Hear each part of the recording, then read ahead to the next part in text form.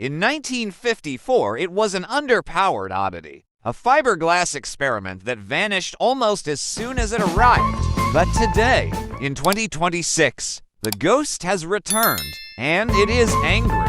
Welcome back to the channel. Today, we are looking at perhaps the most surprising revival of the decade. This is the Kaiser Darrin 1954, reimagined for the modern era. But forget what you know about the original. This isn't a museum piece. This is a 750 horsepower hybrid supercar wearing vintage clothing. They brought it back, and honestly, it's an absolute monster.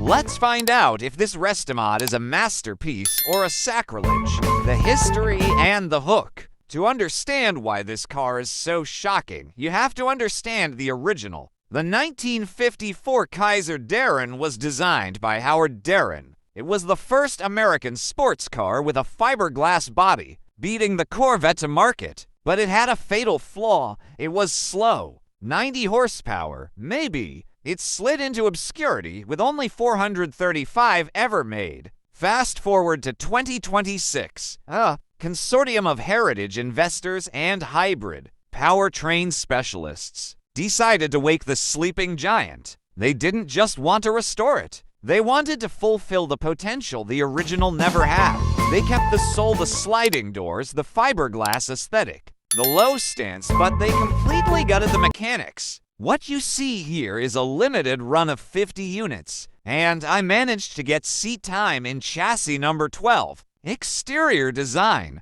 Visually, they have walked a tightrope. From 10 feet away, it looks like a pristine 54, but get closer, and the 2026 modifications scream performance. The fiberglass is now a carbon Kevlar weave, painted to look like the original gel coat. It saves weight, bringing the curb weight down to just 2,400 pounds. See these vents? They're functional. They channel air to cool the hybrid battery pack, located behind the seats, and the turbochargers tucked in the front trunk. The wheels are modern magnesium alloys, wrapped in Michelin Pilot Sport Cup to South. But they have the classic wire spoke look. And the lights. They're laser LEDs hidden behind classic glass housings. And yes, the signature sliding doors remain. But now they're electronically actuated. You press the handle, they glide back into the fender. It's still the coolest party trick in the automotive world. 70 years later, the Powertrain, the monster. Okay, let's talk about the elephant in the room. Or rather, the monster in the mid-engine bay. The original had a straight six. This is a bespoke hybrid system. Mounted just behind your head is a 3.5-liter twin-turbo V6. On its own, it makes 550 horsepower. But this is a hybrid.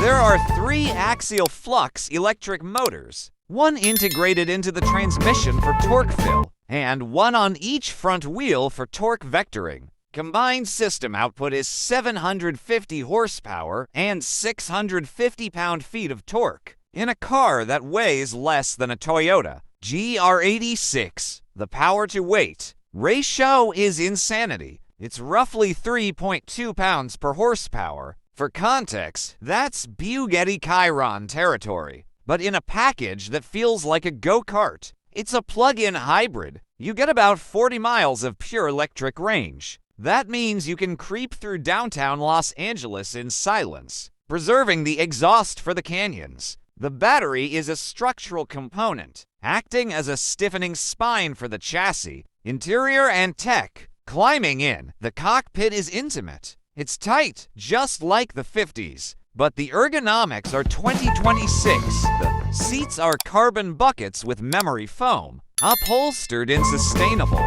vegan leather that looks and feels like the original vinyl. Look at this dash. It retains the classic toggle switches and the analog speedometer, but look closer. The speedometer is actually a high-race old screen mimicking analog. You have a modern infotainment system hidden behind the glove box, but the main interface is minimal. You don't need a tablet in a car this raw. There is a drive mode selector though. You have vintage, sport, and track. In vintage, The car dulls the throttle response and adds artificial engine noise to sound like the original Kaiser. In track, all hell breaks loose. The steering wheel is carbon fiber and the pedals are adjustable. There's no trunk space to speak of, just a small frunk for your charging cables and a weekend bag. This is a driver's tool, not a cruiser. Driving impressions. All right, let's drive this thing. Starting up, it's silent. I'm in Eve mode. The torque from the electric motors is instant. It feels zippy, light, and easy. But I'm switching to track mode. Listen to that. The turbos are spooled. I'm merging onto the highway. I barely touch the pedal and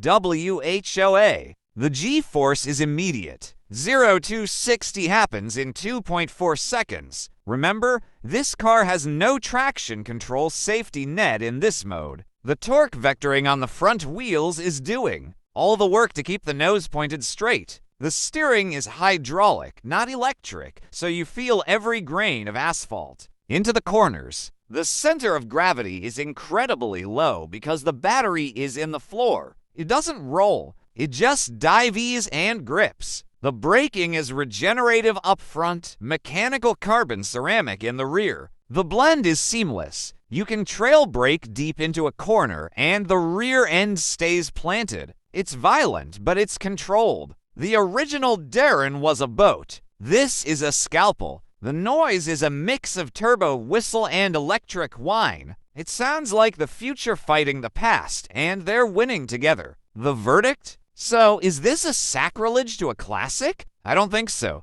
The original Kaiser Darrin was a dream that never quite woke up. It was compromised by budget and technology of the 1950s. This 2026 revival fulfills the dream. It keeps the aesthetic that we love, but gives it the performance that the design always promised. The automotive world is obsessed with SUVs and silent EVs. Projects like this prove that there is still room for passion, for style, and for absolute mechanical madness. The Kaiser Darrin is back, and it's better than it ever had the right to be. What do you think? Should classic cars stay stock? Or is this hybrid monster the right way to keep history alive? Let me know in the comments below. If you enjoyed this review, hit that like button. Subscribe for more wild automotive tests, and I'll catch you in the next one. The price is steep, $450,000. But you aren't just buying a car, you're buying a piece of re-engineered history. All 50 units are already sold out. If you manage to snag one, you have a daily drivable supercar that looks like art and accelerates like a missile.